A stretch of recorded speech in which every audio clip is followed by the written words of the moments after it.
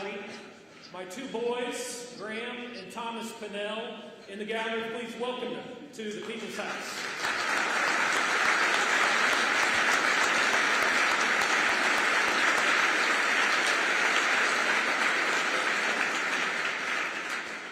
They're escorting this afternoon our favorite guest in the Pinnell homestead, an entrepreneur, an inventor, someone who has been managing and running her own business for the last 12 years. There's nothing in my life that I'm more proud of than when I get to introduce and say that I am married to the lovely Lisa Pinnell. Would you please welcome Lisa Pinnell to the People's House?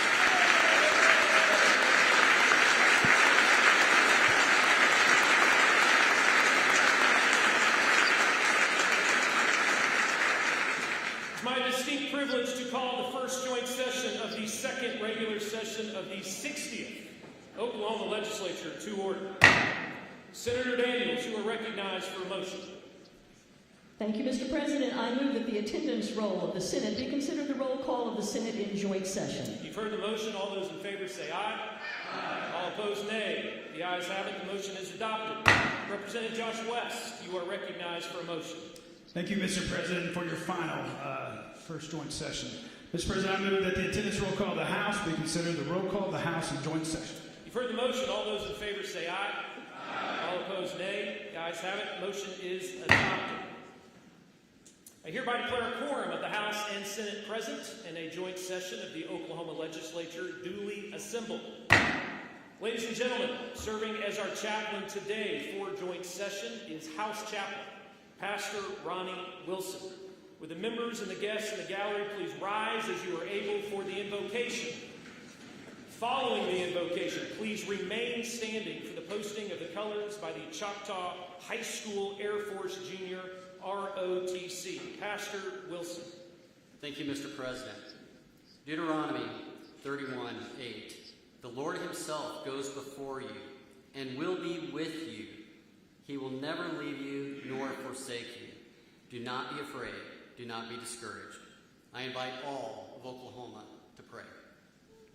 Lord, as we consider the state of our state and recognize the many blessings and opportunities before us, give us the confidence required to faithfully follow you wherever you may lead. Our desire is to serve our neighbors with wisdom and integrity. Enable us in your strength to walk without fear, and give us encouragement in the knowledge that you not only go before us, but you also go with us. You have proven your faithfulness time and again, and your promise to never leave or forsake us provides the encouragement that we need to walk with boldness into the challenges and the blessings that you have prepared. Thank you for the honor of serving this great state and our neighbors. And thank you for all who serve, each member, our governor. We pray your blessing on each one and their precious families, all of whom you have prepared for just such a time as this. Give them ears to hear your word, a humble heart to receive, and courage for acting in righteousness. And through them, bless the great state of Oklahoma, our home. In Jesus' name, amen.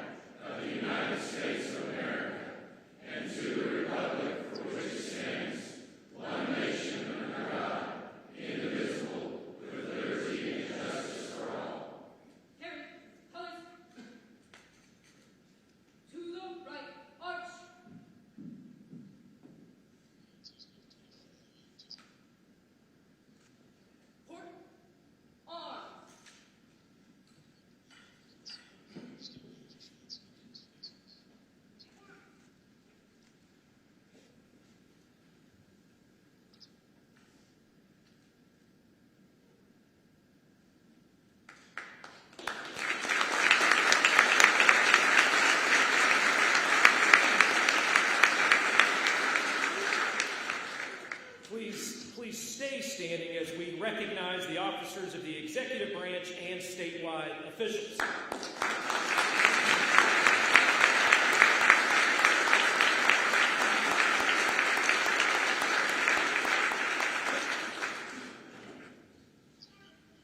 And one more time.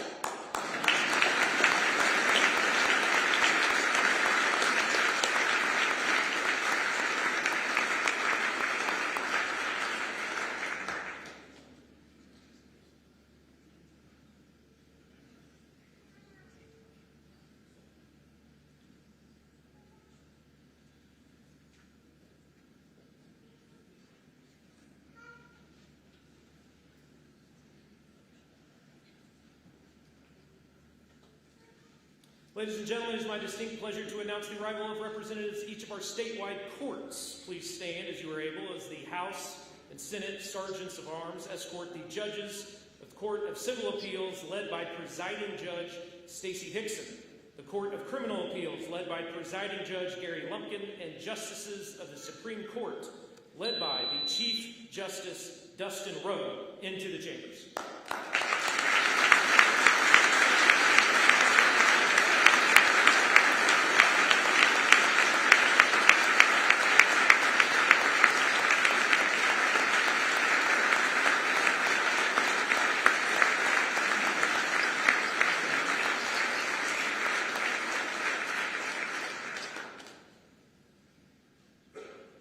Senator Daniels, you are recognized for a motion. Thank you, Mr. President. I move that the President of the Senate and the Speaker of the House appoint members from the Senate and House respectively as a joint committee to notify the Governor that the second regular session of the 60th Oklahoma Legislature is assembled in joint session and ready to receive him and hear his message. You've heard the motion. All those in favor say aye. Aye. All opposed say nay. Ayes have it. Motion is adopted. As President of the Senate, I am appointing the following senators to serve on the Governor's Escort Committee: Senator Howard, Senator Weaver, Senator Pugh, Senator Hamilton. Speaker Hilbert appoints the following representatives from the House: Representative John Pfeiffer, Representative Chad Caldwell, Representative Mark LePac, Representative Chris Kennedy, and Representative Ken Luttrell. The Chair recognizes Senate Sergeant at Arms Wesley Brown for an announcement. Mr. President, the Joint Committee from the House and the Senate and the Chief Executive, the Honorable Kevin Stitt, Governor.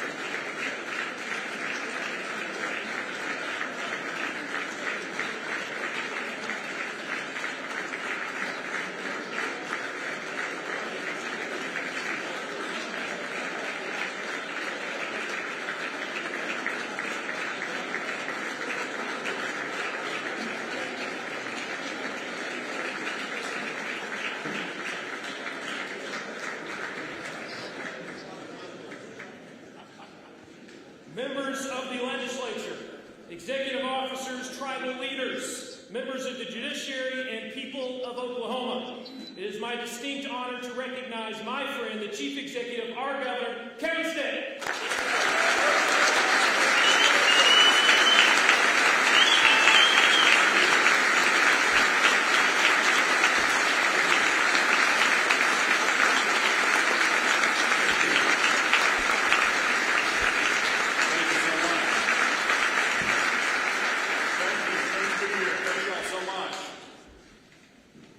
Man, welcome everybody.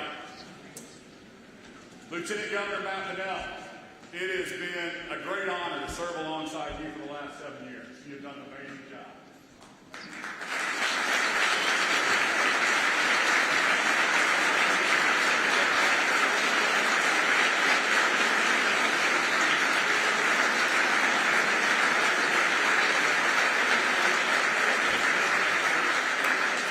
And Speaker Kyle Hilbert and President Pro Tem Lonnie Paxton, thank you so much for your leadership in this building. It's been an honor to serve with you guys.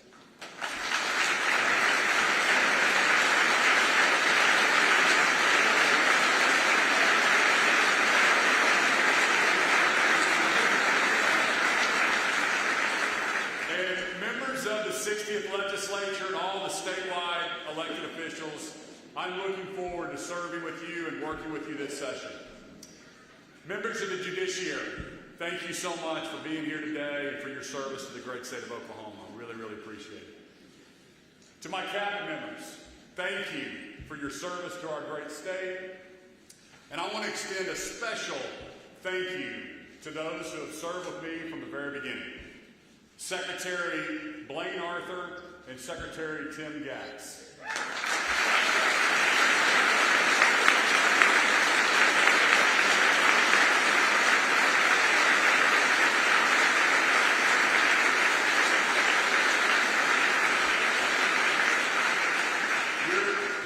Your dedication to the state of Oklahoma and the people we serve will continue to pay dividends for generations to come. And to my boomerang team, David Ostro, Donnell Harder, and John Budd, we started together in 2019. Thank you for returning to state service to help me to complete Oklahoma's turnaround.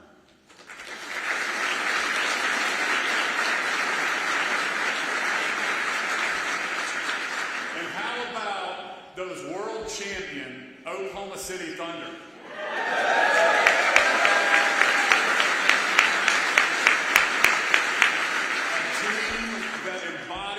True spirit of Oklahoma, and I'm excited to have Will Sering and Dan Mahoney from the Thunder executive team here today.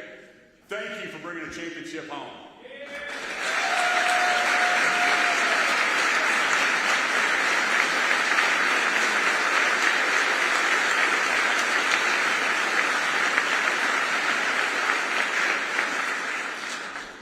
And to my mom and dad, thank you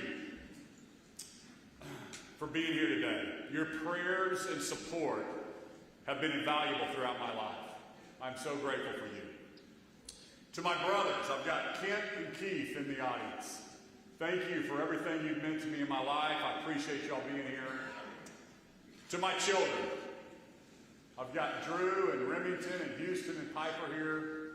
Being your dad is the greatest job in the world. Thank you for the sacrifices that you've made so that I could serve our state.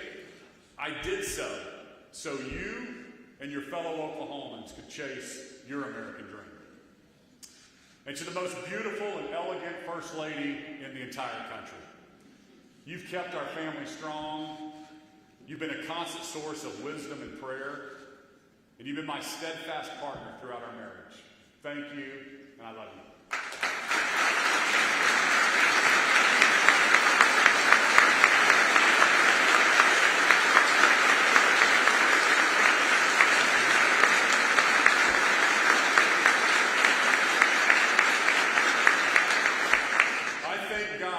Opportunity to stand before you today to deliver my 8th State of the State address. As King Solomon prayed for wisdom, that's been my prayer and will continue to be for this last session and for those who come after me. And to my fellow Oklahomans, it's been the honor of my lifetime to serve as your governor. It's amazing to see how much we've accomplished together over the last 7 years. The state of our state is the strongest it's ever been. And ladies and gentlemen, we're not done yet.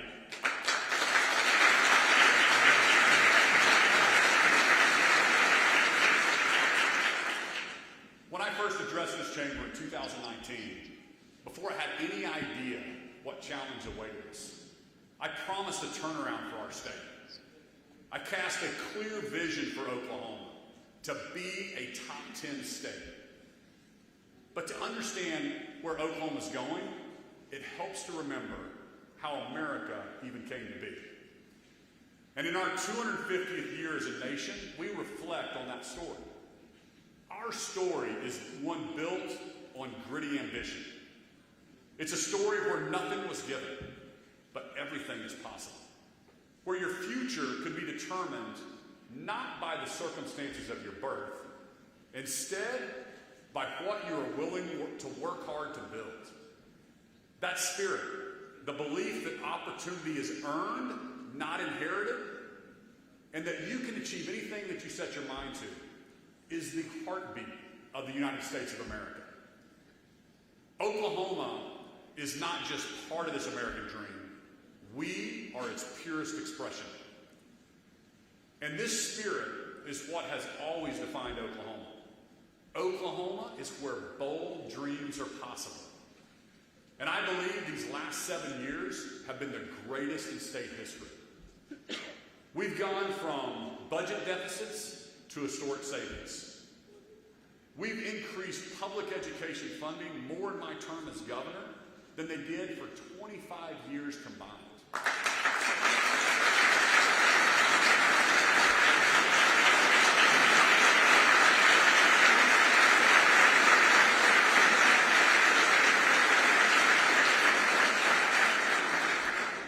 Look at that unity. We got the president of OU and OSU holding hands back there.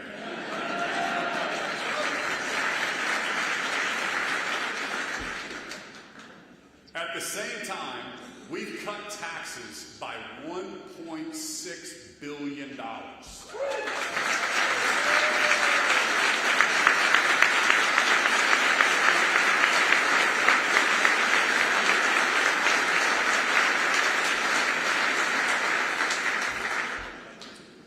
We diversified our economy, maintaining one of the lowest unemployment rates in the nation. We've seen median income increase by nearly $11,000. And while other states were locking down during COVID, forcing vaccine mandates, or letting boys play in girls' sports, we protected individual liberties. We protected religious freedoms. We gave Oklahomans a true second chance by shrinking our prison population by 25% while maintaining record low recidivism. We've shown the nation why Oklahoma is the best place to pursue the American dream. Now, as we enter this session, let's keep this momentum going by uniting around 3 principles: reduce regulation, protect the vulnerable, and secure our state's future. In 2019, with no money in reserves, I insisted that we limit our spending and we build up our savings account. I slammed the brakes on spending every dime we were authorized. And that approach protected Oklahoma so we could make capital improvements without growing headcount. I'm so excited that I'm going to end my term with fewer state employees than when we started in 2019. True sustainable budgeting demands discipline. Let's work together this year to ensure we don't go back to the financial mess we inherited in 2019. Recent federal shutdowns and a $38 trillion federal debt, it shows us that the federal government isn't a reliable partner. It's essential that we maintain a conservative financial position.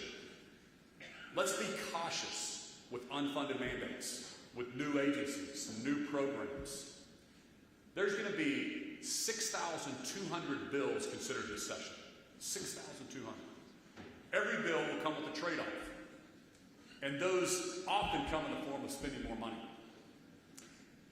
Over the years, I've vetoed multiple spending bills that have added to our reoccurring expenses.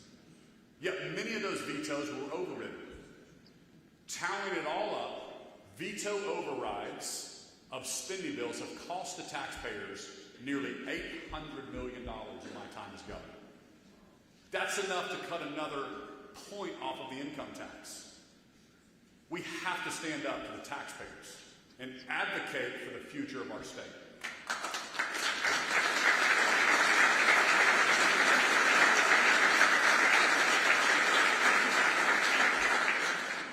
A government program rarely fixes a societal problem, but it sure makes some lobbyists rich.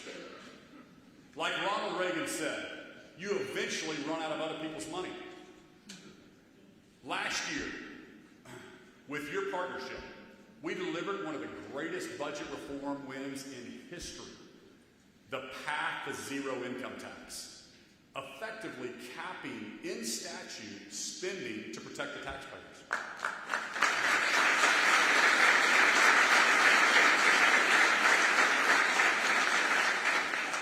To preserve this progress, I'm calling for a state question on the ballot.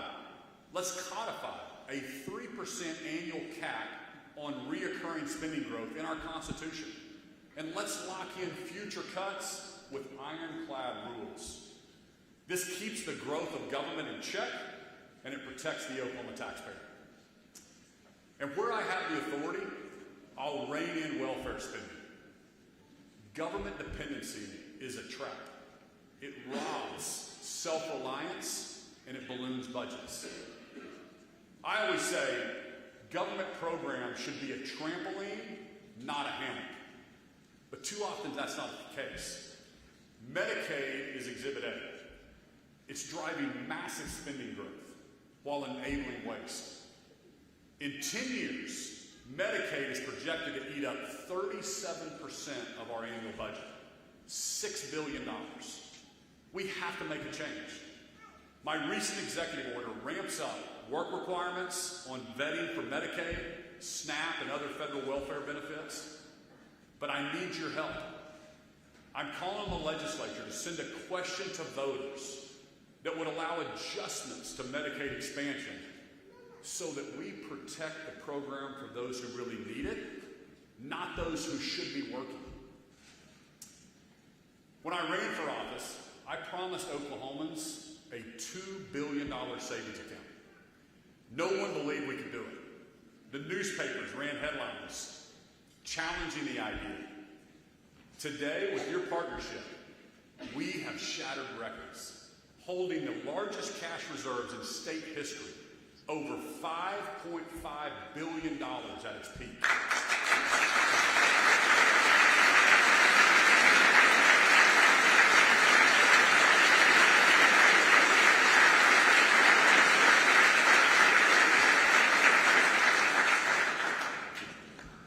Today, I call on the legislature to create the Taxpayer Endowment Fund, seeding it with $750 million of existing savings.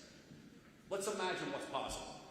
$750 million invested today can turn to $3.2 billion in just 20 years, generating sustainable revenue every year. Proven sovereign wealth funds in red states like Wyoming, Alaska, and Texas are already doing this successfully. Let's lock in these gains and let them grow for the future.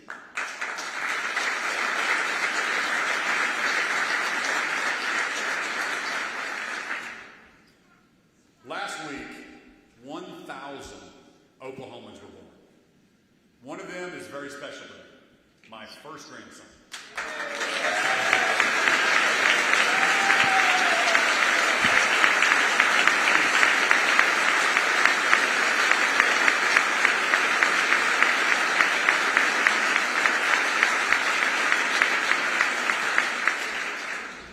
Said you become a granddad and then you slip and fall and hurt your hand. These new Oklahomans are the reason we're all here. President Trump is championing a pathway to secure the American dream for the next generation. Now, through the Trump accounts, when a child turns 18, they have a launch pad to buy a home, to start a business, or go to college. And now, thanks to the incredible private sector leadership, momentum is building nationwide. Michael Dell, the founder of Dell Technologies, who's an American dream story himself, He stepped up with a $6.25 billion investment in these accounts. Oklahoma is the epicenter of the American dream, and we can and should invest in these accounts for every Oklahoma kid born this year. If we reappropriate $12 million of existing funds, we can add $250 to every Oklahoma kid's account this year. But let's not stop there. I invite our great Oklahoma businesses to be a part of this movement. I've already spoken to Williams and Continental, who are looking at ways they can contribute and invest in the children of their employees. I have Chad Zimmerman, CEO of Williams, here with us today. Thank you, Chad, for championing the next generation of Oklahomans and for everything you do for the oil and gas industry.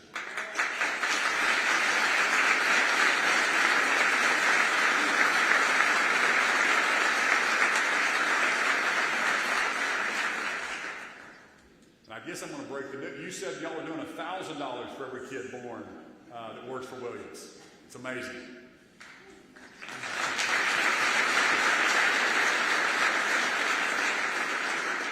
Together, we're not just talking about the American dream. We're securing it for the next generation. For the past 7 years, as I've traveled around Oklahoma, I've learned what the American dream means to us. Oklahomans aren't waiting for the American dream. They're building it for themselves. It's the freedom to start a business or nonprofit. For some others, it's the freedom to buy a home. For nearly 250 years, the American dream has been rooted in the promise of home ownership. A place to raise a family, build a future, and pass something on to the next generation. Here in Oklahoma, that dream runs deep. Our forefathers chased opportunity in the land run of 1889, staking claims on unassigned lands and building communities from the ground up. This chamber sits on top of that history. We are the heirs of their American dream. Like in 1889, Oklahoma is once again attracting new pioneers. Because of our commitment to limited government and protecting the Oklahoma way of life, our state is the very best state in the country. And for the third straight year, Oklahoma is top 10 for people moving into our state.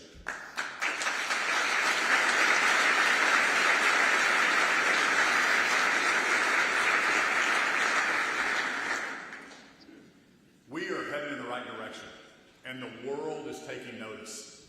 More businesses, more people, more demand for housing, which means higher property values. And as our property values rise, so do property taxes. And too many Oklahomans, veterans, seniors, young families, they are feeling the pressure.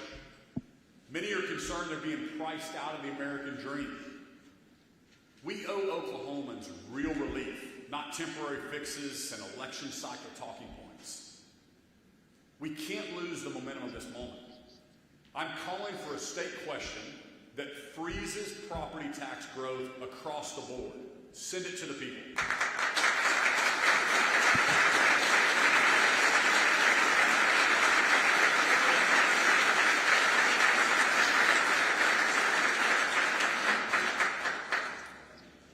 For some, the American dream might look like a home, but it starts with a strong education. We know that when you're young, you learn to read. And you grow older, you read to learn. No career pathway program, no workforce initiative, no intervention later in school can succeed if students cannot read well. And too many of our students are not reading at grade level. But let's be honest with ourselves. This challenge isn't new, and it isn't limited to early literacy. Oklahoma's public schools have lagged in outcomes for some time, holding our state back. It's not because our teachers are less dedicated. It's not because our students are less capable. It's not because we haven't spent enough money. It's because the system itself is flawed. For decades, students were assigned to schools based solely on their zip code, meaning by where their parents could afford to buy a house. Those schools were highly regulated, government run, and built around a one-size-fits-all model. That's how our system was. So we injected competition into the system. First, we passed open transfer, so kids could get out of a failing school district. And I want to shout out Norman Public Schools for accepting open transfer with open arms. They've remained number one year after year for accepting new students into their district.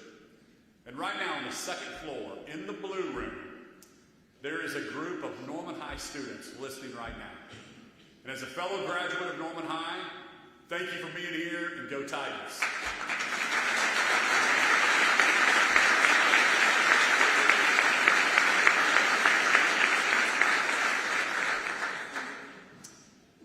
But at the end of it all, a student can transfer to a new school, but if they want to excel in athletics, their opportunity may be blocked by an unelected and unaccountable high school sports association, the OSSAA. Last year we heard stories of students who follow the rules, did everything right to transfer schools, and yet the OSSAA denied them the chance to play basketball at their new school. Their parents had to hire a lawyer and go to court just so their kids could get to play at their new school. That's unacceptable. Your ability to play sports shouldn't be contingent on your parents' ability to afford an attorney. It's time to eliminate the OSSAA and secure our progress with open transfer.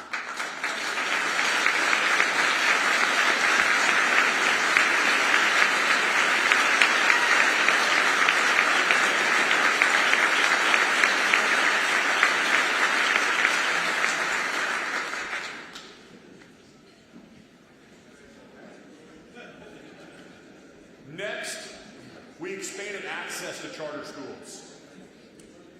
Our statewide charter board was a great reform, but we still let local school districts block new charters from opening.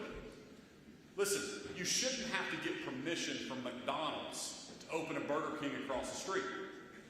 If we want top-tier charters to come to Oklahoma, they should be able to go straight to the statewide board authorization instead of playing Mother May I with the local school district.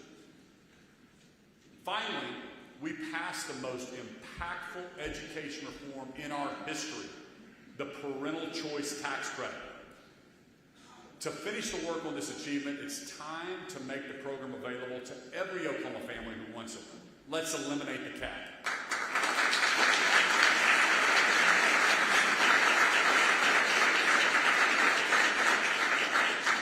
Let the money follow the student. Put parents in charge. Encourage competition and excellence. This past year has been a turnaround year at the Oklahoma State Department of Education. I'm proud to have appointed Lyndall Fields, who is leading that effort.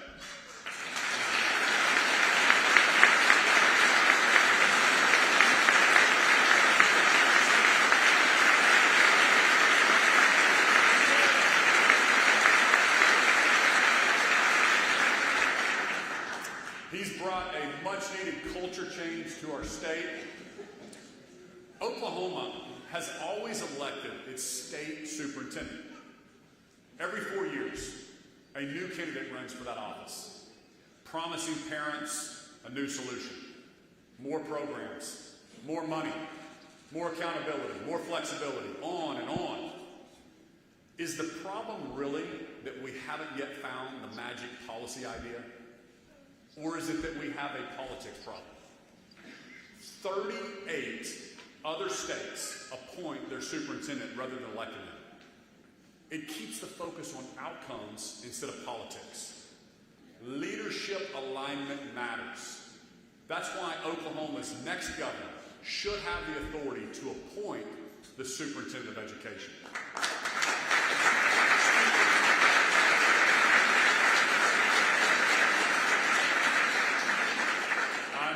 I'm grateful to Speaker Hilbert and Pro Tem Paxton's leadership on this issue. It's common sense. Let's get it done. As governor, my top priority has always been keeping Oklahomans safe. One of the greatest threats to public safety is the out-of-control marijuana industry. When Oklahomans voted to legalize medical marijuana in 2018, we were sold a bill of goods. Out-of-state liberal activists preyed on the compassionate nature of Oklahomans. Then it opened up Pandora's box. Now we have more dispensaries than we do pharmacies. Think about that. These storefronts hide an industry that enables cartel activity, human trafficking, and foreign influence in our state. Adria Berry at the Oklahoma Medical Marijuana Authority and Donnie Anderson at the Oklahoma Bureau of Narcotics have done incredible work to hold back the tide of illegal activity. This industry is plagued by foreign criminal interests and bad actors, making it nearly impossible to rein in. We can't put a Band-Aid on a broken bone. And knowing what we know now, it's time to let Oklahomans bring safety and sanity back to their neighborhoods. Send the marijuana issue back to a vote of the people, and let's shut it down.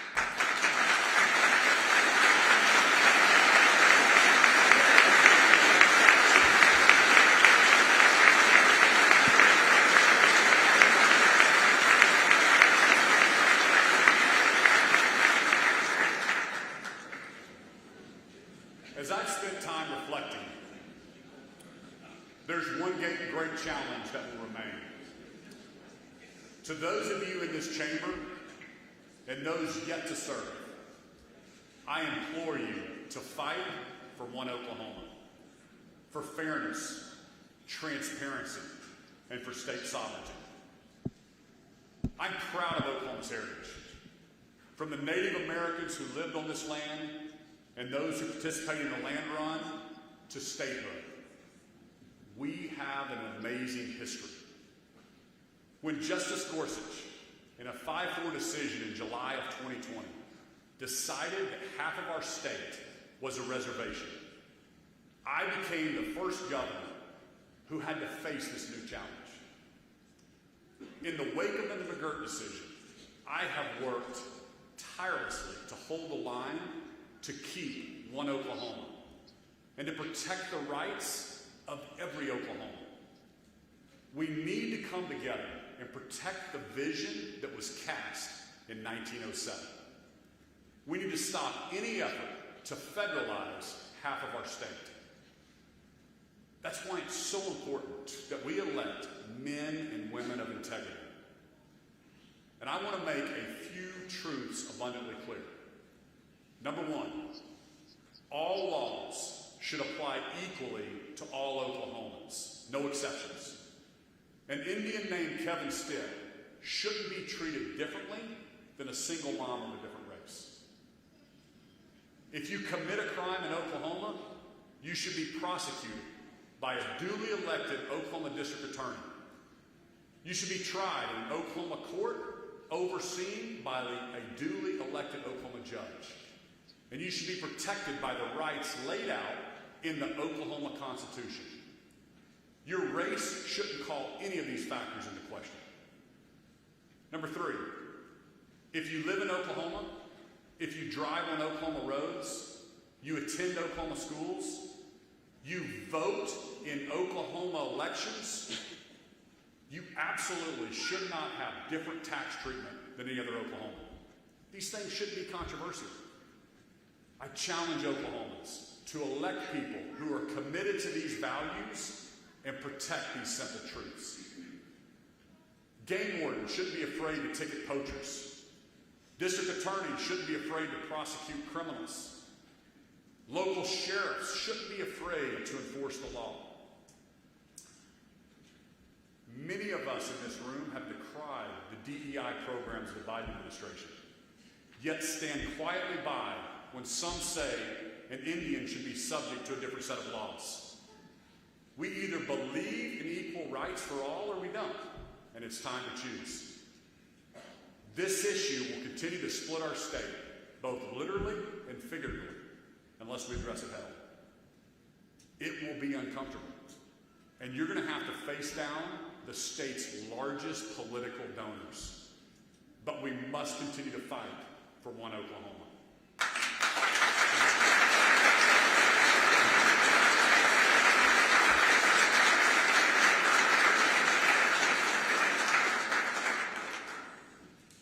Every year, there are challenges to address and hurdles to clear. And we get to decide, are we going to meet the moment? Every year, while we disagree and argue about some things, we come together and work for the good of our state. I enter this session with more optimism than ever. Let's dream big. We've proven to the world that Oklahoma is second to none.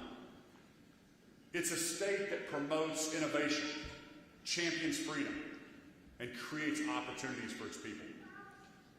Oklahoma wasn't built by government planners or bureaucrats. Oklahoma was built by entrepreneurs, risk takers, and innovators who believe in free markets and the American dream. This idea that if you work hard, you take risks, and you create value, you should be rewarded. There is much more to come for our state. Opportunities we couldn't even have imagined 7 years ago are knocking on our door, asking to be part of the turnaround here in our state. As we enter into 2026, I hope our discussions are full of potential and shared optimism.